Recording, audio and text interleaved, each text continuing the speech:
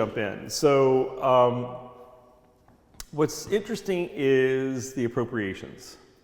So a couple things that you've commented, and a couple things I've noticed myself, and that Kathy and I chit-chatting, and also in her writing, we noticed, is that the appropriations are twofold. One is you are using sometimes famous women who people would instantly recognize, because this is Amy Winehouse. And then around the corner is Elizabeth Taylor, and I think Marilyn Monroe, just her eyes. And her mouth. And, so that's her mouth too. Okay, gotcha. and you probably had to do that to get the scale for the size of the head. Mm-hmm. But, so do you purposely seek these people, the imagery of these women, or do you just, when you see it, you grab it and just keep it because you may need it someday? I mean, so what's your approach? Like, how did you come up with Amy Winehouse? Well, I needed a side view, a profile for this, and so I started looking through magazines. I have piles of magazines and newspapers, and and I found these very well-known people, and I thought, well, that would be interesting because the artists. The models were not well known. They were just, people that the artist knew, mistresses or whatever, but I wanted in a few of these to have the particular person emphasized. And she was a troubled woman, a wonderful singer, and committed suicide, and then I began to wonder what the life experience of the actual model might have been. Right. So, but generally, I looked for, when the face had to be turned in a particular direction, I had to kind of really find faces that had that position. Because that's an interesting point, because a lot of people, what it made me think of is when I read that, was I thought, I never thought about who were these people, and so Exactly. That's a very interesting point. But then at the same time, I sort of knew that a lot of them were mistresses or family members or something. But normally, if it was a family member, they would say it was done as a proper portrait. These are not proper portraits that the men who had the money to pay for these, would have had hanging in their homes. Exactly. And so that's a very interesting point about these, is that a lot of them were, affairs and trysts and what have you, but yet now they're sort of iconic and somehow, cleansed by now being hung in a museum or something, So I wanted some of these to be recognized as real people. Yeah, because a lot of us have no idea who these people are, these figures. And often people think they were just models that the artist hired. Well, it turns out, if you dig around, you'll find that most of these were commissioned for specific women to be painted. And I don't think a lot of people realize that. But it kind of even gets more interesting to the whole point of this, which is kind of deconstructing and sort of peeling back on the male gaze and the sexualization, even hundreds of years ago, that was happening in very classical, and oftentimes doing very prudish and puritanical sort of, periods in history. It just is sort of interesting, it kind of pops it disrupts that whole myth you live under. But so, what's interesting now is by what you're doing, you are just sort of deconstructing this and sort of unpacking these paintings at a lot of different levels. And was that sort of the idea, or has it just become more of a hunt now? Because no, I mean, initially it was the figure and the collage effects and how I could make it mine, actually appropriating it so that it...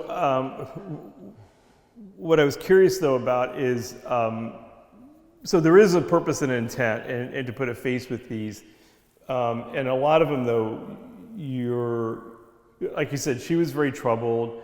Elizabeth Taylor was iconic her whole life. I mean, having started as a child actress, and was always in the press, always, photographed and what have you. And the same thing with Marilyn Monroe. And and she was, and both of them became just sort of pure objects of desire through marketing and media and everything. So it is sort of interesting to kind of pick those individuals. The other thing, though, that's interesting is, so I mean, in some ways what you're doing is sort of subverting, I guess the point I was trying to make is, and I think Kathy did a really nice job of putting this in when she was talking about Maja, and she talks about this one and a couple of others, is how you're subverting a couple things. One is classical art history and traditional painting by, you're putting a face to these people, and now you're tying a contemporary figure with a known history, much of which is, you're trying to point out, has battled this sort of issues with being the male gaze and being sort of a sex object, and through popular culture and what have you. So that's very interesting there, because these went from being people who were sort of nondescript now to being iconic figures that people know. Right. But also just the whole process of, it's painting, but it's collaged painting. So it's not quite painting, but it is, And so there's just lots of things that you're sort of subverting, throughout these on many different levels, which is very interesting. And also the presenting them in this way, which is actually, you kind of got proposed it because you've actually had a couple of exhibitions where you've had a few pieces in some shows and you didn't have time to get them framed, and they just wanted to go ahead and pin them up, and it actually works very well. I mean, I would suggest people frame them, but in this context and making the arguments, we're trying to make art historically and theoretically, it actually works very well because it helps really drive the point home, and that's something you've probably struggled with your whole career. Pattern and decoration has always had that sort of issue, and Holly Solomon was a huge champion of that whole movement, and there's been lots of really great people really pushing and promoting it. But that is one thing, is it's always been sort of linked in a decorative realm, or it gets in with collage. A lot of times you get into the sort of, is it craft, is it fine art, and these sort of things. But but so many major artists, collaging is, people love it, Mm-hmm. And I mean, I personally love collages, and I collect quite a few, but I think it's really, she pointed out in that essay, which is a very good point, of all these sort of binaries that you mm-hmm. kind of work with. Was any of that sort of intentional, or your thought? Yeah, I think it was. I mean, at this point in my career, after developing all these different bodies of work that were related mm-hmm. in some way to pattern and decoration, at this point, I'm coming to this where I'm kind of putting everything in it. Even cutting it out, so it's not on the typical.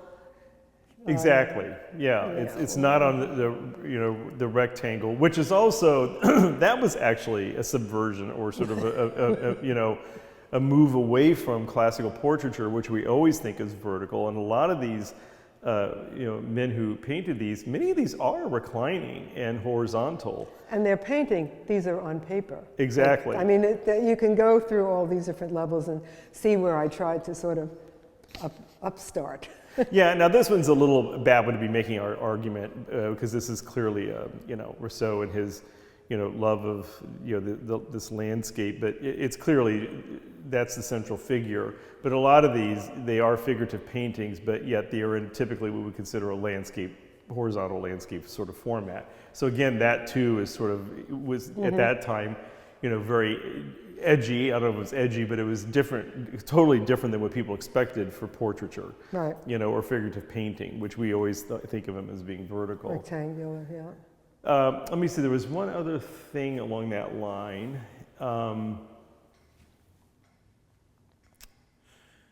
Oh boy, no, I think we covered all of it, because we've talked about the fabrics, the textiles, and there are just many fun things that are just really interesting, like the sequins. You have sort of little jewels and things, mm-hmm. but what you try and do is with, it just came back to me now what I wanted to talk about.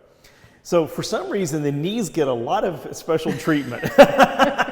It's like these have like these Well, flowers, I think and over here the knees all often get Yeah. sort of a special effect. Well, in my youth, I was a runner. I had a meniscus repair. So, and they're sort of projectiles, and they're difficult to paint. Yeah. So I had fun with them. That's the other part of this.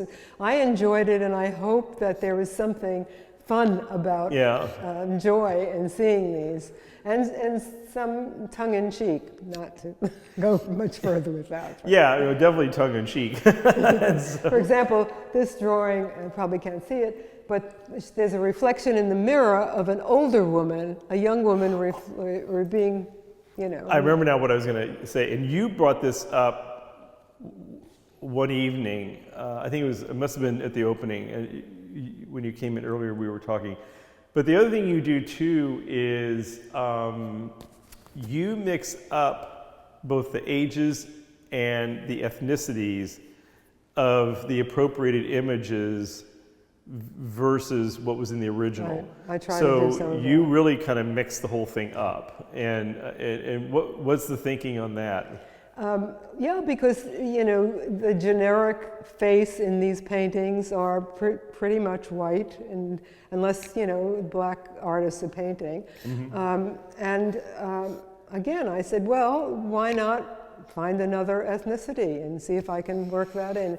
It may be jarring because it isn't expected when you see the actual work, but that was part of the point of it also.